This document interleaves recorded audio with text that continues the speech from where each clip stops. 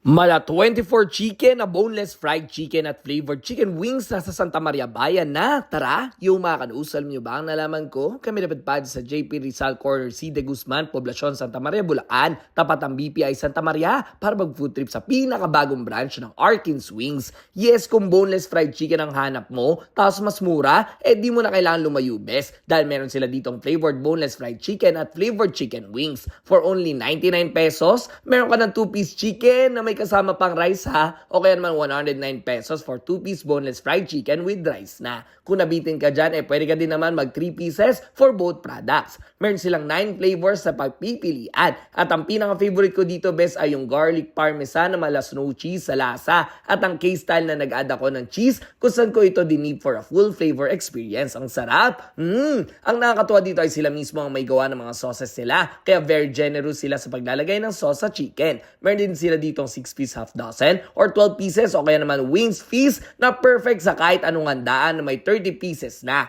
Meron nga pala silang dine-in kung gusto yung kumain dito. At may branch sila sa Bukawi Plaza Central, SM Marilao Supermarket at SM Manila. This is your operating hours kung pupunta kayo ha. O ano pa hinihintay nyo? Tara na dito sa Arkins Wings sa Santa Maria, Bulacan. Let's go!